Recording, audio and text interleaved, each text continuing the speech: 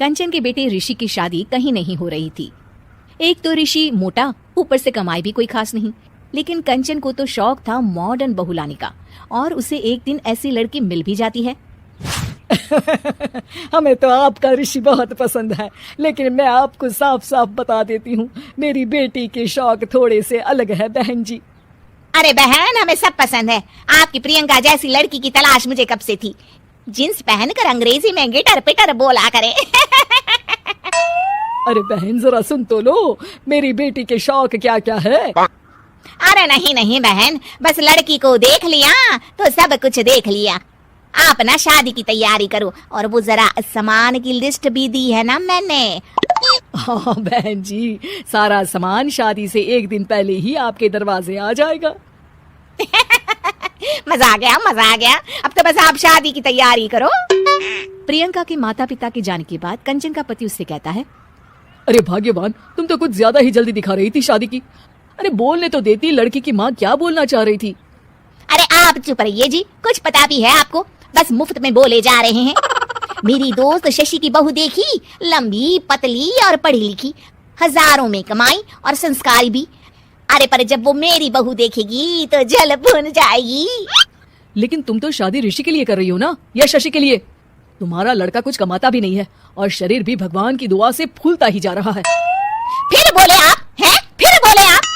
मैंने कहा ना, प्रियंका जैसी जींस पहनकर अंग्रेजी झाड़ने वाली बहू किस्मत वालों को ही मिलती है। चुप रहिए आप। पति के लाख कहने पर भी कंचन ऋषि की शादी प्रियंका से करवा देती है। लेकिन प्रियंका जैसे ही घर में आती है, वैसे ही जोर जोर से चिल्लाकर नाचने लगती है। आज मेरे यार की शादी है, आज मेरे यार की शादी है। अरे नाचो मां नाचो।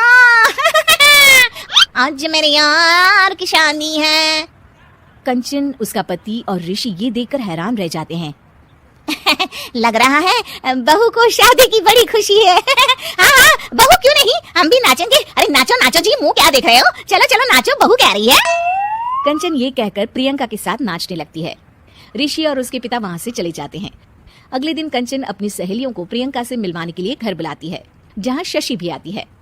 अरे शशि, कैसी हो? मैं ना तुम्हें प्रियंका से मिलवाती हूँ।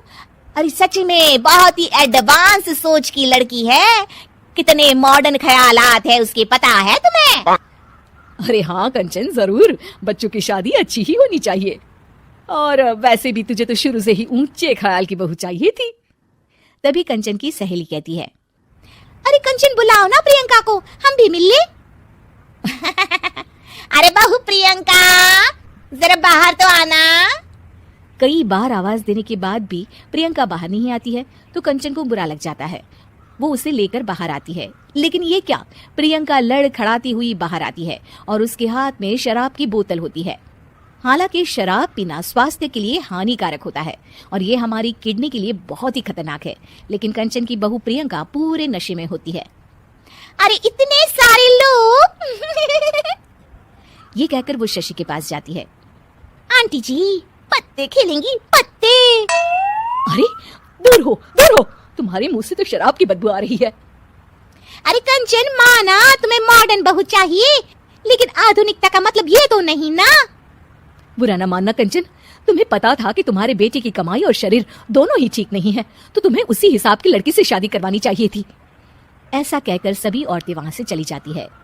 तभी प्रियंका की माँ कंचन के घर आती है।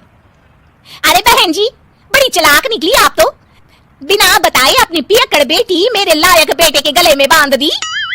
आय हाय, बड़ी आए बिना बताए। उस दिन जब मैं ये बात बता रही थी तो तुम तो सुनने को भी तैयार नहीं थी, अब भुगतो तुम। ये कहकर वो माँ से वापस चली जाती है। सबके जाने के बाद कंचन अपना सर पकड़ लेती है। हाय रे, आधुनिकता की अंधी दौड़ में मैं अपनी संस्कृति ही भूल बैठी थी। अब तो राम ही बचाए मुझे।